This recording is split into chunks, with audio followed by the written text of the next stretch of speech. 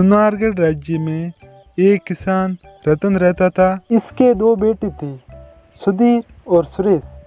दोनों भाइयों का व्यवहार एक दूसरे से विपरीत था।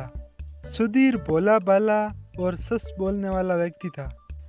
वहीं सुरेश अपने फायदे के लिए कुछ भी कर सकता था।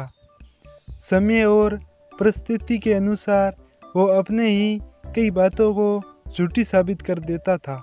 सुधीर के भोले भाले और सच बोलने के स्वभाव के कारण हमेशा लोग इसका मजाक उड़ाते रहते थे। गुरुजी के पास से लौटते समय, सुरेश, तू गुरुजी के पास झूठ क्यों बोला कि माँ बीमार थी, इसलिए तुम घर का सारा काम किए थे?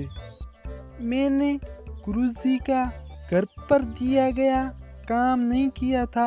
अगर मैं सच बोल देता तो गुरुजी से मार भी खाता और सभी बच्चे मजाक सो अलग उड़ाते। लेकिन इसके लिए माँ बीमार बताना ठीक नहीं है। अच्छा, सच बोलकर मार खाना ठीक है क्या? दोनों भाई अपनी अपनी बातों को सही ठहराते हुए घर आ जाते हैं। आ गए बेटा, चलो खाना खा लेते हैं। इसके बाद खेत पर जाकर पिताजी को खाना और दवा पहुंचा दो। माँ, मुझे ठंड लग रही है, सुधीर को भेज दो। ठीक है, तुम घर का सारा साफ सफाई का काम कर दो। सुधीर खाना और दवाई लेकर चला जाएगा। ठीक है माँ, मैं चला जाता हूँ पिताजी के पास खाना लेकर। सुरेश खाना और दवा लेकर खेत की ओर चल देता है। रास्ते में कुछ दोस्त मिल जाते हैं। सुरेश उनके साथ खेलने लग जाता है। इधर खेत में ठंड अधिक पड़ रही थी। रतन को भूख भी लग रही थी, लेकिन घर से कोई खाना लेकर अभी तक पहुंचा नहीं था। रतन बहुत देर तक इंतज़ार करता है। इसके बाद पानी पीने के लिए बगल की नदी के पास जाता है। तभी इसके दिमाग में एक झटका लगता है और उसका पैर फिसल मार देता है और वहीं गिर जाता है। थोड़ी देर बाद सुरेश वहाँ पहुँचता है। पिताजी, पिताजी, आप कहाँ हो? आपके लिए खाना और दवा लाया हूँ।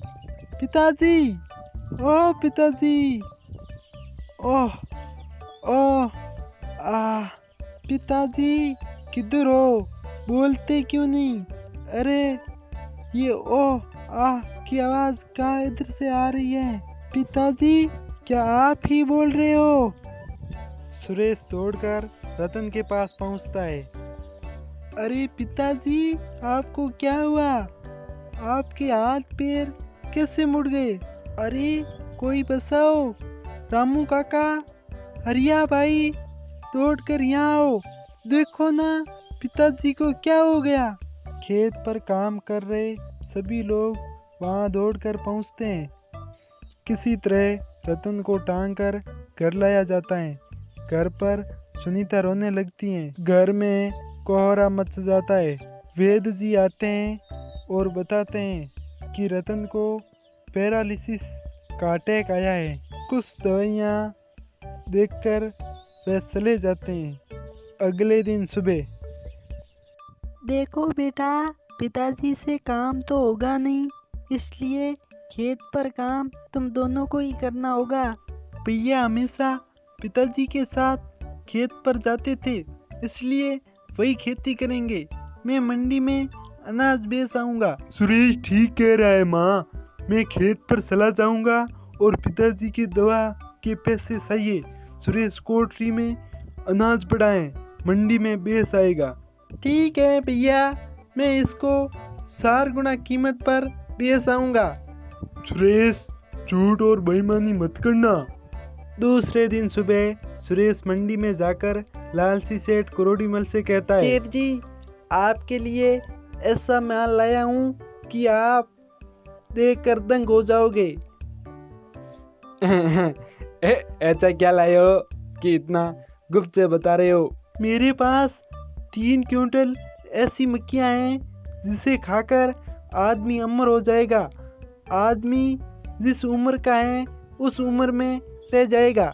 पर मैं कैसे विश्वास कर लूं कि तुम्हारी मकई खाकर अमर हो जाऊंगा? अच्छा, विश्वास नहीं हो रहा तो ठीक है, मैं दूसरे सेठ को बेच देता हूँ।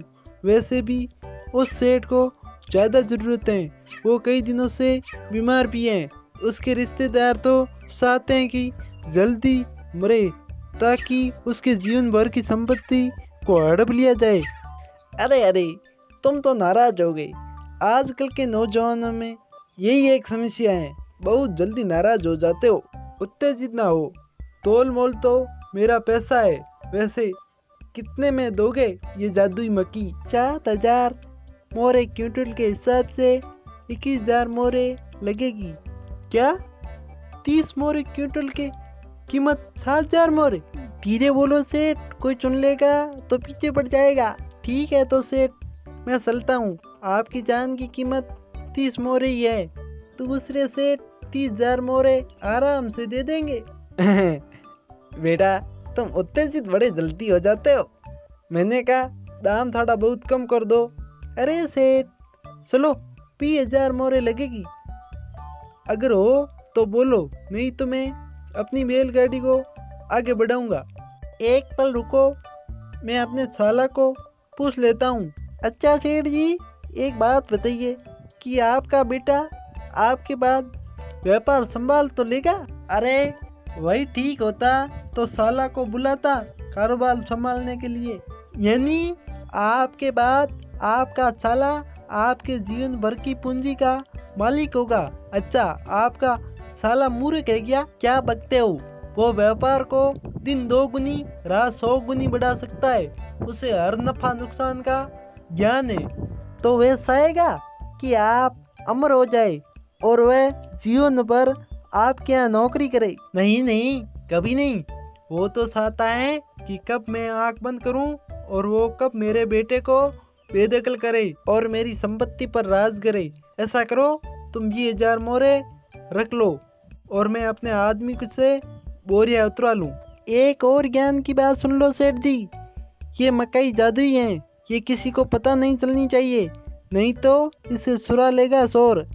इस तरह सेठ करोड़ीमल को बेवकूफ़ बनाकर सुरेश मकई को बहुत ही अधिक दाम पर देकर घर आ गया। घर आकर सारी बात सुधीर और उसकी मम्मी को बताई तो दोनों ने बहुत डांटा सुरेश को। एक दिन सेठ करोड़ीमल और राजा के शाही रसोई के मध्य झगड़ा हो गया। यह झगड़ा उसी मकई के बारे में हुआ था और करोड़ीमल को राजा के पास उपस्थित किया तो राजा ने उस मकई की राज पूछा। राजा के पास सुरेश सच सच बता देता है कि करोड़ीमल के पास पैसे ठगने के लिए ऐसा करके आया था। सुरेश, तुमने बेईमानी और चालाकी से सेठ का मोहरे ठग लिया है और इसे अपराध के लिए हम तुम्हें 3 साल का कारावास की सजा सुनाते हैं। साथ ही करोड़ीमल को लालच न करने की चेतावनी दी जाती है। महाराज की जय हो। मैं इसका छोटा भाई। महाराज, हमारे गुरुजी ने बताया है कि अपराधी यदि अपनी गलती को स्वीकार कर ले तो उसे सुधारने का अवसर अवश्य प्रदान करना चाहिए। बातें तो बड़ी अच्छी और समझदारी वाली करते हो बालक, लेकिन अपराध की सजा तो मिलनी चाहिए। क्या कहते हो मंत्री जी? ठीक है, कल सुबह पहले 3 लोग मदद के लिए आएंगे, उनकी मदद तुम्हें करनी होगी। तुम्हारे पास 20,000 मोहरे में से 500 मोहरे अपने पास रखकर 6 मोहरों को मदद पर लगाने की इजाज़त है। दूसरे दिन सुबह पहली फरियाद एक बुढ़ी औरत आती है। महाराज की जय हो। कल रात आंधी में मेरा घर गिर गया, मेरी बकरी भी डूबकर मर गई। अब मैं क्या करूं, कैसे जीवन यापन करूं? मेरा घर भी बिखर गया है। बताओ, इनकी मदद कैसे करनी चाहिए? महाराज, इसे 5,000 मोहरे दे देनी चाहिए। सुधीर, तुम्हें क्या लगता है क्या करना चाहिए? महाराज, मुझे लगता है कि 2 और फरियाद को सुन लेते हैं, हो सकता है कि उन्हें भी इनसे ज़्यादा ज़रूरत हो। बहुत हंसे और फरियादी बुलाया जाए। महाराज की जय हो। मैं एक राजमिस्त्री हूँ, मुझे काम 10 दिन से बाद मिला है और 3 दिन से मैं बैठा हूँ। 10 दिन के घर का खर्चा के लिए मदद मिल जाती तो बहुत अच्छा होता। महाराज की जय हो। मैं एक पुजारी हूँ, मेरे मंदिर की कुटिया में अनाथ बसे रहते हैं, लेकिन जंगली जानवरों का आतंक से मैं बहुत परेशान हूँ। कृपया मेरे मंदिर के प्रांगण की पक्की 4 दीवारी गिरवा की व्यवस्था की जाए और बच्चों की देखभाल के लिए एक आदमी की व्यवस्था की जाए। अब बताओ इन सब की मदद कैसे की जाए? महाराज, पुजारी जी को बच्चों को देखभाल और खाना पकाने के लिए एक आड़ की जरूरत है, राजमिस्त्री को काम की जरूरत है और बुढ़ी माँ को एक सहारे की जरूरत है। मुझे लगता है पुजारी जी के अनाथ बच्चों के खाने और देखभाल के लिए बुढ़ी माँ उपयुक्त है। इनका कोई नहीं है और एक दूसरे का सहारा भी बन जाएंगे। महाराज, पुजारी के प्रांगण के चारों ओर 4 दीवारी बहुत जरूरी है ताकि बच्चे जानवर से सुरक्षित रहे। राजमिस्त्री को उसी काम में लगा दिया जाए। सेठ करोड़ीमल के बसे हुए मोरों को मंदिर में दान कर दिया जाए ताकि उसे बच्चों का भला हो सके और 4 दीवारी के लिए काम आ जाए। वाह, मैं तुम्हारे न्याय से बहुत प्रसन्न हुआ। तुम्हारे भाई की सजा माफ की जाए और तुम्हें मंत्री जी का सहायक नियुक्त किया जाए। हमें ऐसे ही नेक दिल और ईमानदार व्यक्ति की जरूरत थी।